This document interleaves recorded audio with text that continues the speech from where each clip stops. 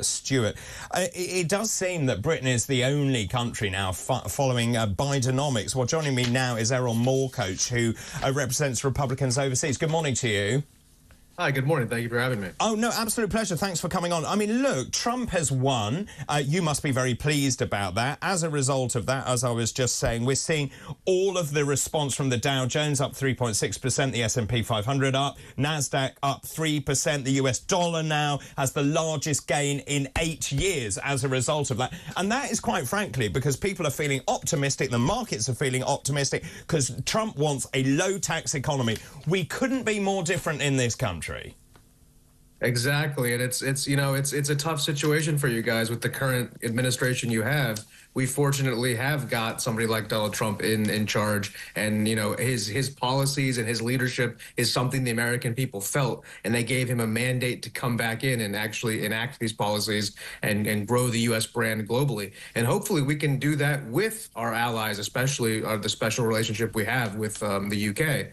And certainly the treatment that we intend to give to perhaps some adversaries in Asia, whether it be China or Southeast Asian competitors, perhaps in sectors that are competing against our hollowed out manufacturing class. I don't see the same exact circumstance playing out for the UK, which has a lot of medical. And medical, by the way, is Donald Trump is proposing tax-free worldwide trade. So that's really good for both of us. And a lot of our technology and high-tech stuff won't be affected in a negative way. So I think perhaps it can be a US and England and the UK and Europe kind of coming together along with the new North American juggernaut that is the USMCA, which Trump will be able to renegotiate in 2 years, which is, especially fantastic because we're being a fluid, dynamic economy. If there's a mistake, if there's fissures, we fix it quickly. We're not caught up in this bureaucracy now, and that's a huge advantage. It just feels to me the US is now very optimistic about its future. It feels the UK is very pessimistic about its future. I'll tell you someone else who's lying down in a dark room at the moment, and that's the European Union. They're very worried about Trump imposing tariffs. And well, I mean, and in some respects they have to be because Donald Trump is an America First president. And you just saw recently Ursula von der Leyen, if I'm pronouncing it correctly, von der Leyen. Came out. Yeah, I tried. She came out and all of a sudden very keen to buy American natural gas. Funny, all of us.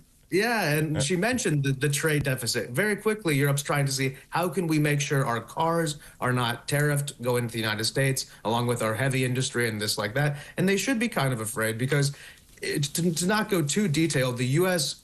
Security umbrella is how trade deals have been negotiated for the last 70 years. So Canada has the best trade deals in the world with the U.S. because they never had to concede anything because they naturally were under the U.S. Nuclear umbrella. In Europe, also, we've had to make a lot of concessions to our allies over the last 50 or 60 years that maybe has been detrimental to you. You don't see American-made cars in Germany, for example. You don't see American-made tractors. But that's also protectionist that is not a negative thing. So we have to work together, quid pro quo, and realize that our enemies aren't in Europe or in the UK, but rather we have to make sure that our companies aren't being taken advantage of, as well as we want to bring American tax dollars home, obviously, and that's not what you guys want, but we definitely would like to. Well, can I just ask you, you mentioned the special relationship with the United Kingdom. I do like to think there is a special relationship, and Trump has actually made that point. We know he is very fond of the United Kingdom. His mother was Scottish. Do you think the UK is going to be in a better position than the EU?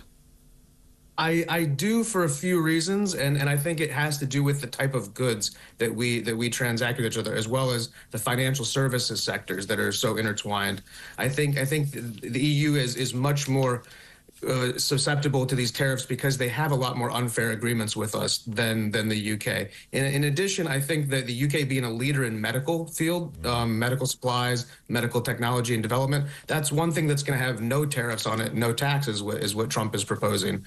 And then if you look at it, trade deals are oftentimes based on how reliable an ally is, and there's no better ally to the United States in the world than the UK, and I think that will come into play. Trump is an Anglophile. You mentioned his mother's from Fife, from Scotland.